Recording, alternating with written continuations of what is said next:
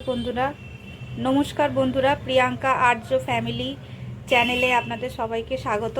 আজকে আমি রান্না করে দেখাবো চিকেন কষা। চলুন তাহলে দেখা যাক চিকেন কষা আমি কিভাবে রান্না করি। কষার জন্য প্রথমেই লাগছে আমার চিকেন, এখানে 500 মতো চিকেন আছে। আর লাগছে গোটা গরম মশলা, আদা, রসুন, টমেটো, ক্যাপসিকাম, পেঁয়াজ কুচি আর ধনেপাতা।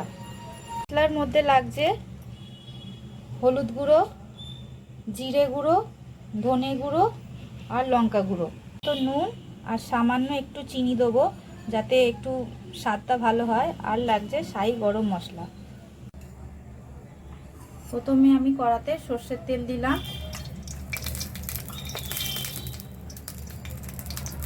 সর্ষের তেলে রান্নাটা হবে।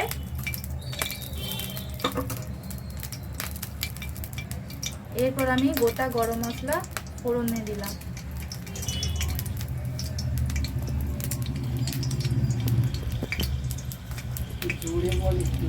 গোটা গরম মশলা ফোড়নে দিলাম। এরপর দেব পেঁয়াজ কুচি,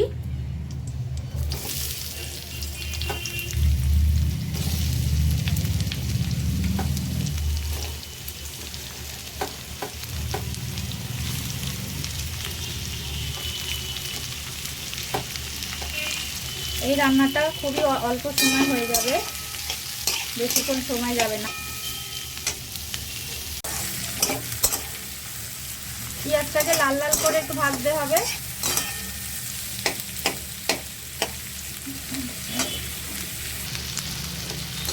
পেঁয়াজটা হালকা হালকা করে ভাজা হয়েছে।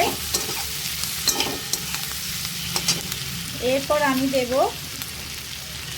রসুন, তাকে আমি গ্রেট করে নিয়েছি, আপনারা চাইলে বেটে নেবেন, আমি এটা গ্রেট করে নিয়েছি।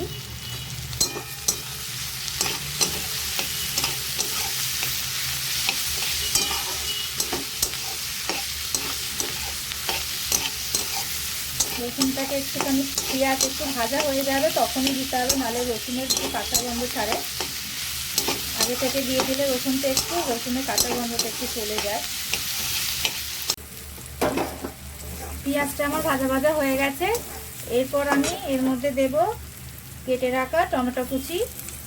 এই টমেটো কুচিটাকে আমি একটু ভালো করে একটু ভেজে নেব যাতে নরম হয়ে যায়। যতক্ষণ না পর্যন্ত টমেটোটা নরম হয়ে যায় ততক্ষণ পর্যন্ত একটু ভাজবো।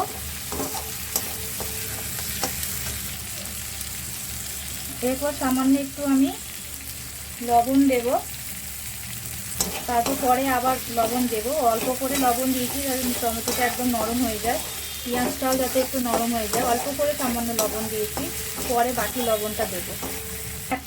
এরপর আমি ক্যাপসিকাম কুচোগুলোকে দিয়ে দেবো। ক্যাপসিকাম কুচোগুলোকে দিয়েও ঠিক একইভাবে একটু নাড়বো, 5 মিনিট মতো নাড়বো। নেড়ে তারপরে মাংসটা দেব। এরপর আমি মাংসগুলোকে দিয়ে দিলাম। এখানে আমার 500 মাংস আছে। এবার আমি মাংসটাকে কষাবো।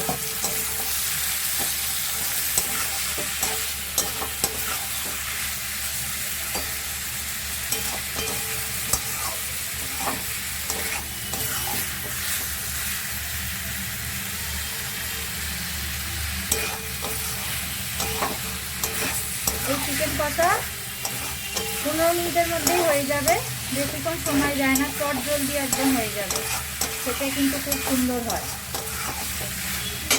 বাকি লবণ যতটুকু ছিল ততটুকু দিয়ে দেবো। এবার যে চিনিটা আমি নিয়েছিলাম অল্প মতো, স্বাদ মতো একটু আমি চিনি অল্প করে দেব, বেশি দেব না। কালারটাও এতে ভালো আসবে, খেতেও একটু ভালো হবে। দিয়ে আমি আবার নাড়বো।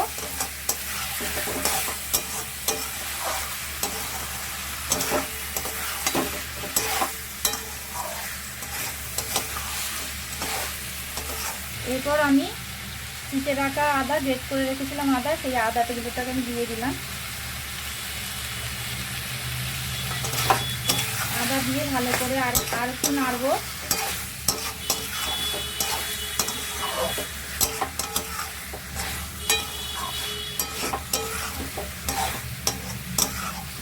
যতক্ষণ না পর্যন্ত আদার একটু কাঁচা গন্ধ চলে যায়।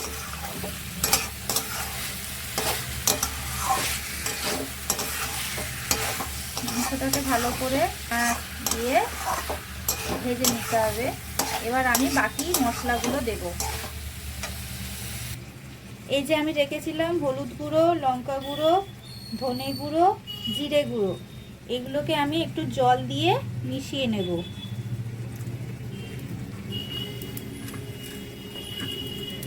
জল দিয়ে মিশিয়ে নিলে কি হয়, এই গুঁড়ো মশলার স্বাদ একদম বাটা মশলার মতনই আসবে।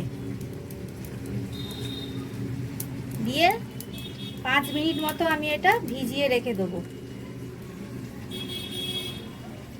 এই যে হয়ে গেল, 5 মিনিট মতো আমি ভিজিয়ে রেখে দেবো। তারপর চিকেনের মধ্যে আমি এটা দিয়ে মশলাটাকে দিয়ে কষাবো।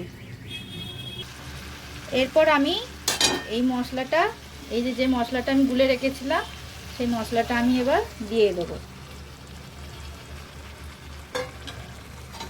মশলা দিয়ে এবার আমি ভালো করে চিকেনটাকে কষাবো যতক্ষণ না পর্যন্ত তেল ছেড়ে আসে মাংস থেকে।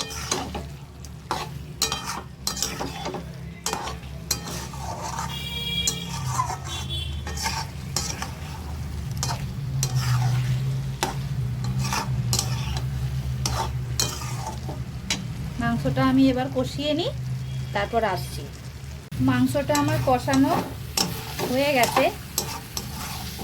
দেখুন সাইড দিয়ে তেল ছেড়ে ছেড়ে বেরিয়ে আসছে, তার মানে আমার মাংসটা কষানো হয়ে গেছে। এরপর আমি গরম মশলা গুঁড়ো দেব, অল্প করে দেব।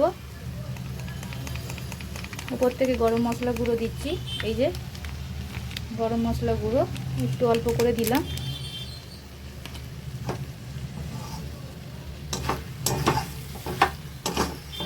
দিয়ে এবার এটা নাড়বো, আর একটু নাড়বো। আমার মাংস কষানো হয়ে গেছে, ভালোভাবে মাংস আমার কষানো হয়ে গেছে। এবার আমি ধনে পাতা দেব, দিয়ে একটু কষবো।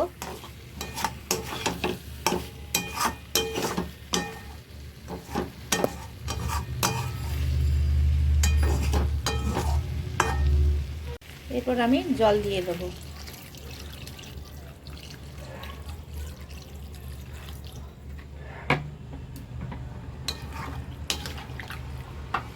জল দিয়ে মাংসটাকে আমি ভালো করে সেদ্ধ করে নেব।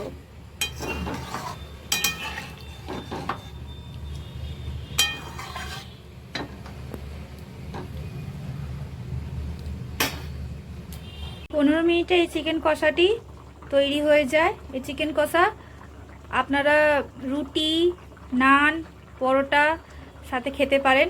যে আমার তৈরি হয়ে গেল আজকে চিকেন কষা। উপর থেকে একটু আমি ধনেপাতা কুচি ছড়িয়ে দেব, যাতে একটু দেখতে সুন্দর লাগে। ধনেপাতা কুচি উপর থেকে আমি ছড়িয়ে দিলাম। দেখুন কেমন হয়েছে আজকের চিকেন কষা আমার। অবশ্যই আপনারা বাড়িতে বানাবেন এবং কমেন্ট বক্সে লিখবেন কেমন হয়েছে।